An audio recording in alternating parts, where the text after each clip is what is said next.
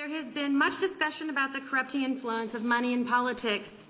How do you propose to change the culture of big money in politics? Be honest.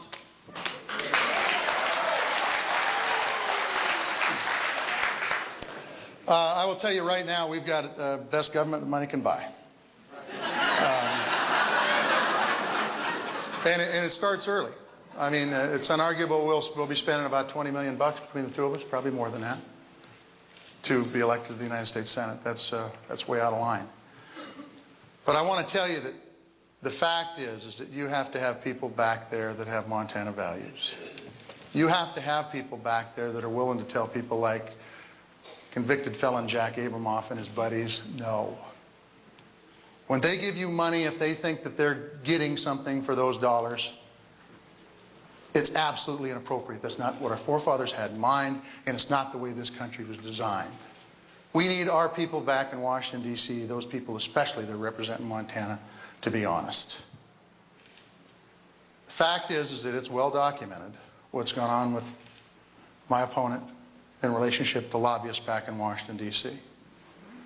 And the fact is that when it comes out and the gentleman says he gave his committee, Senator Burns' committee, gave Jack Abramoff everything he wanted, that's not who I elected to go back to Washington, D.C. and represent me. Senator Burns has changed. He's not the same guy he was in 1988. I don't believe he would have done it then.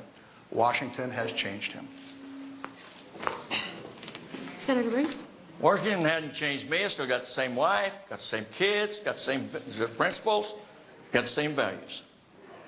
As long as we're talking about that, John, why don't you fill out Vote Smart little thing? What is this little slush fund called a constituency fund? No accountability. You don't have to report where you got the money. You don't have to report where you got it. What about a foreign trip? Unreported. I believe in light bulbs and sunshine. You know everything about me because it's out there. It's on my website. It's all out there. Every bit of it. Every bit of it. But his is not.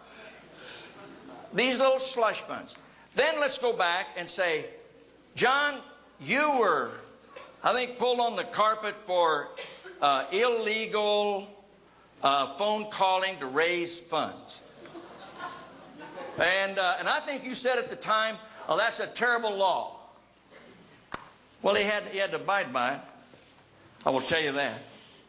So when you look at everything and all of this, maybe I'm the only one here that's not the lawbreaker.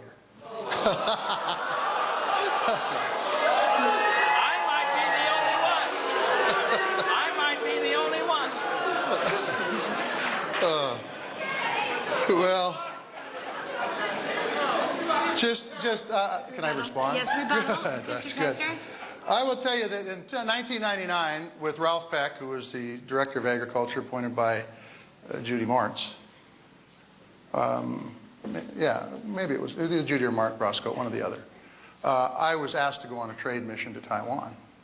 There's nothing secretive about that. I, in fact, didn't want to go because it took me away from harvest too quick. Nothing secret about that. In 2001, and some of the legislators in the Senate here know this, and in the House, there's a trade mission that goes to Taiwan. Leadership goes. Steve Doherty happens to be here. He didn't go. I was whipped that year. I went. Part of the deal. But in the end, let's talk about Senator Burns' trips. Hawaii, New Orleans, Miami, Alaska, Palm Beach, Los Angeles, New York, China, Japan, Toronto, and there must have been something going on in Las Vegas because he went there 10 times. Trips paid for by the Tobacco Institute, American Petroleum Institute, U.S. Tobacco, National Association of Broadcasters, Fuji, Corning. Money, I'm out of time. I'm sorry.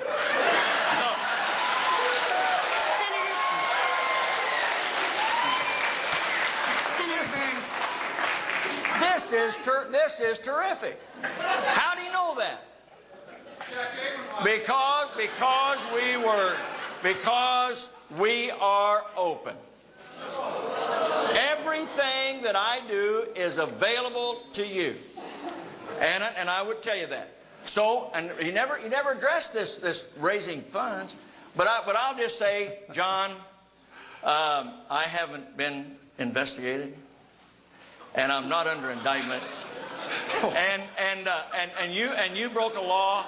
You broke a law and said, well, it's a worthless law, and I don't have to abide by it. I got to answer this. I stopped the robocalls as fine as when I found out there was any question about it. That's like comparing a parking ticket to grand larceny. I want to tell you, Senator Burns, here's what you said when we're asked about your vacations, if you want to talk about transparency. To the Great Falls Tribune, might be classified as none of your damn business. Well, we want to talk about transparency. Let's talk about transparency, Senator Burns. It's all there. Yeah, it sure is. It's kind of scary. Thank you.